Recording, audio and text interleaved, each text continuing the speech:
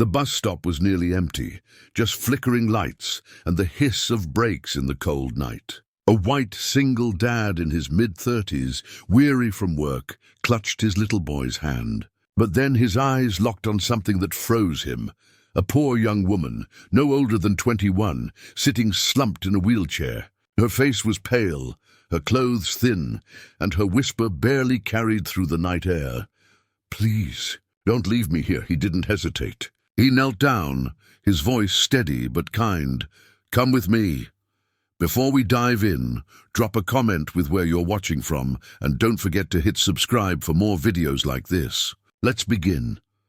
The bus stop was nearly empty, the flickering orange lights humming against the bitter night air. Ethan Miller, a white single dad in his mid-30s, tightened his grip on his 6-year-old son Jacob's hand as the cold bit through their coats. He was tired, his boots heavy from a 10-hour shift, but then his gaze caught something that made him stop in his tracks.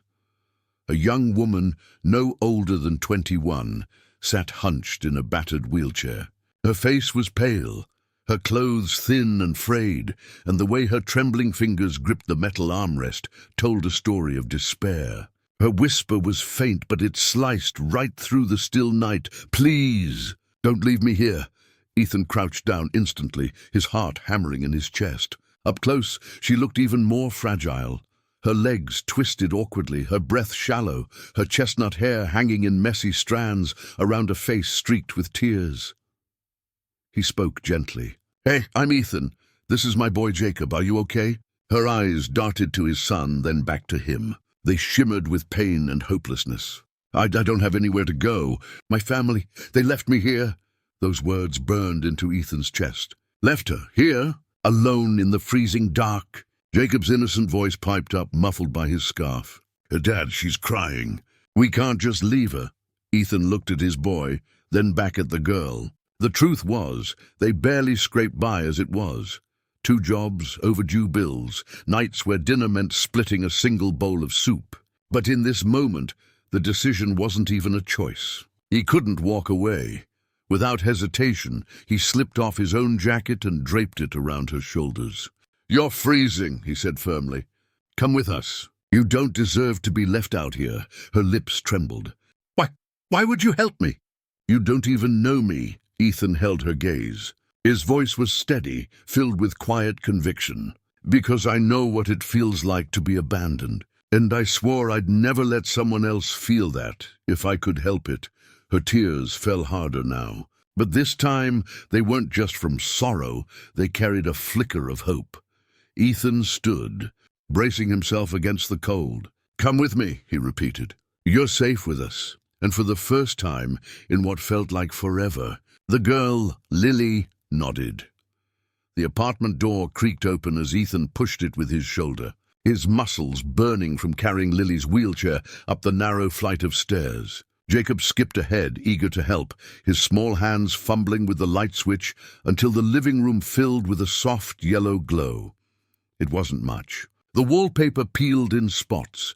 The furniture had seen better days, and the heater coughed loudly before sputtering to life. But it was home, and for Lily, who hadn't known the comfort of safety in weeks, it felt like a miracle. Ethan gently set her chair near the kitchen table. "You'll be safe here tonight," he promised. Brushing sweat from his forehead, her eyes wandered around the room, widening at the sight of children's drawings taped to the fridge, a pile of laundry folded neatly on the couch, and the faint smell of pasta sauce clinging to the air. It wasn't luxury, but it was warmth, something she hadn't felt in a long time. "I don't want to be a burden," Lily whispered, her voice breaking. "You don't even know me." Ethan crouched down so she couldn't avoid his eyes. "You're not a burden. You're a human being. And right now you need help." Jacob came running from his room, his blanket bunched in his arms. "Here," he said proudly. "It's my warmest one. Smells like cookies. You can have it." Lily blinked back tears as the little boy draped the blanket over her lap. She let out a small, fragile laugh, like she was surprised her voice still remembered how. "Thank you, Jacob. That means more than you know." As she settled, Ethan poured her a glass of water and set it gently in her hands. Then he sat across from her, his tired hands clasped together, his expression serious but kind. "Tell me, Lily, what happened?" Her lips trembled, but she spoke. "After the accident, I couldn't walk. The bills piled up, and my parents, they said they couldn't do it anymore. They told me I was better off in a facility. But when I refused, they just left, no calls, no check-ins, nothing, just gone." Ethan's jaw tightened. He knew abandonment. His wife had walked out when Jacob was still in diapers, leaving him to raise their son alone. But to hear a family leave their daughter at a bus stop, it clawed at something raw inside him. "That's not family," he said quietly. "Oh, that's cruelty." Lily dropped her gaze. "I thought maybe the world was done with me, that I'd just disappear and no one would notice." Before Ethan could respond, Jacob's voice rang out, soft but steady. "I'd notice." Lily's head snapped up, tears spilling freely now. That one small sentence broke the dam inside her. She sobbed, covering her face with her trembling hands. Ethan reached across the table, his calloused fingers brushing hers. "You're not invisible, not here." "Not anymore." The room grew quiet, except for the hum of the heater and Lily's uneven breaths. Slowly, she lowered her hands, her eyes red but burning with something she hadn't felt in a long time. Hope. "Why are you doing this?" she asked, her voice almost accusing, like kindness was too foreign to trust. "You barely know me." Ethan leaned back, his gaze steady. "Because I know what it feels like to be left behind, and I won't let you feel that again." She swallowed hard, staring at him as if trying to decide whether to believe his words. After a moment, she whispered, "Then maybe this is the first night I'll actually sleep." Jacob yawned, tugging at his dad's sleeve. "She can have my bed tonight." "I'll sleep with you, Dad." Ethan ruffled his son's hair, pride swelling in his chest. "That's generous, buddy." Together they wheeled Lily into Jacob's small bedroom. The walls were covered in superhero posters, the bed neatly made with rocket-patterned sheets. Lily's eyes widened as she lowered herself onto the mattress. She hadn't been in a real bed in months. As Ethan adjusted her blanket, she caught his wrist gently. "Ethan, thank you." His throat tightened. He gave her a small, reassuring smile. "Rest, tomorrow's a new day." For the first time in years, Lily closed her eyes without fear clawing at her chest. But as Ethan stood in the doorway, watching her drift into sleep, something heavy pressed against him. He didn't know what tomorrow would bring, how to feed another mouth when he was already drowning in bills, how to explain this to landlords who barely tolerated him. Still, he knew one thing for certain: leaving her behind had never been an option. Because sometimes, kindness wasn't about what you had, it was about what you refused to let someone else lose. And Ethan Miller refused to let Lily Carter lose her chance at life. The morning sun slipped through the blinds, casting soft stripes of light across the small apartment. Ethan brewed coffee, its aroma filling the kitchen, while Jacob sat at the table, carefully coloring a picture of a family.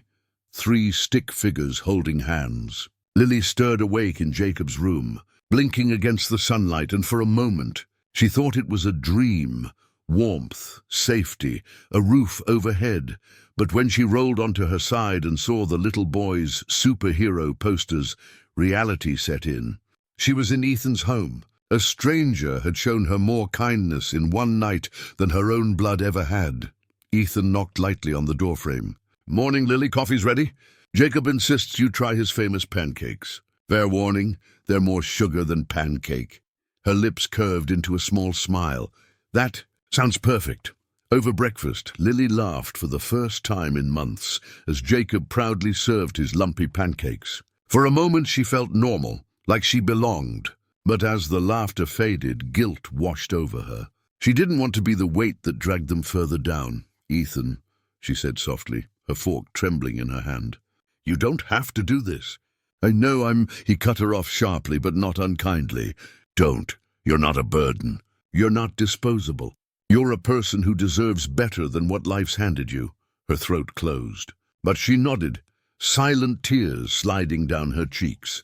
Later that day, while Ethan went to his second job, Lily sat in the quiet apartment. She wheeled herself toward Jacob's drawings pinned to the fridge. One caught her eye, a crayon picture of three figures, Ethan, Jacob, and now her. Her stick figure had wheels for legs, but Jacob had drawn a huge red heart above her head. Her chest tightened. She hadn't realized how deeply. She'd already been woven into their lives. But reality hit when she saw the overdue bills stacked on the counter: electric, rent, medical. Ethan was barely surviving as it was. She clenched the paper in her hands, shame clawing at her. She couldn't let him sink because of her. That night, when Ethan returned home, she tried to hand him a folded note. "I should leave. You've done enough. I can't take more from you." He frowned, setting down his keys. "Lily, look at me." Her eyes met his reluctantly. "You think you're taking from me. You're giving more than you realize. Jacob hasn't smiled like this in years. You've reminded me that even when life's cruel, there's still room for compassion. You're not leaving. Not unless you want to, but not because you think you don't belong." His voice was firm, unshakable. She couldn't argue with it. Instead, she let out a broken laugh, covering her face. "No one's ever fought to keep me before." Ethan's voice softened. "Then let this be the first time." Weeks passed. Lily slowly began to reclaim herself. She cooked when she could, read stories to Jacob, and even found a community program offering therapy and skills training for people with disabilities. With Ethan's encouragement, she attended, shy at first, but determined. At therapy, she learned to strengthen her upper body, to push her limits, to demand life give her more than pity. Every time she felt like giving up, she remembered Ethan's words, "You're not disposable." But the world wasn't done testing her. One evening, as she wheeled home from therapy, a car pulled up alongside the curb. The tinted window rolled down, and her stomach dropped. It was her mother. Her voice, sharp as ever, sliced through the air. "So this is where you ended up. With some single dad in a shoebox apartment. Pathetic." Lily's hands shook against the wheels of her chair. "Why are you here?" Her mother sneered. "We heard about that community program. Figured if you're getting help, you can help us. Lend us whatever assistance you're getting. We need it more than you." Lily's blood ran cold. The same family that abandoned her at a bus stop now came crawling back, not with love, but with greed. For a moment, fear gripped her. She wanted to shrink, to disappear like before. But then she thought of Jacob's drawing, of Ethan's unwavering kindness, of her own strength clawed back inch by inch. Her voice steadied. "No, you left me. You don't get to come back just to use me." Her mother's face twisted in rage. "Ungrateful girl. After everything Lily cut her off, louder this time. "After everything?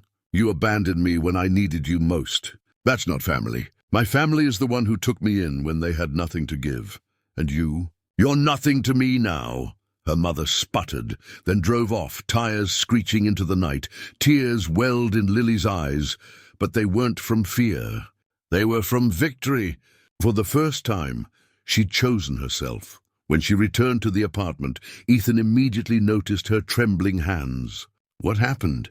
She told him everything, her voice breaking at points. He listened in silence, his jaw tight with anger, but his eyes proud. When she finished, he said only one thing: "You did the right thing. You stood up for yourself. I'm proud of you." The words sank deep into her bones. For years, she'd been told she was a weight, a mistake. Now someone was proud of her. Months later, the apartment felt different, lighter. Lily had begun freelance work designing digital art from home, using the therapy center's equipment.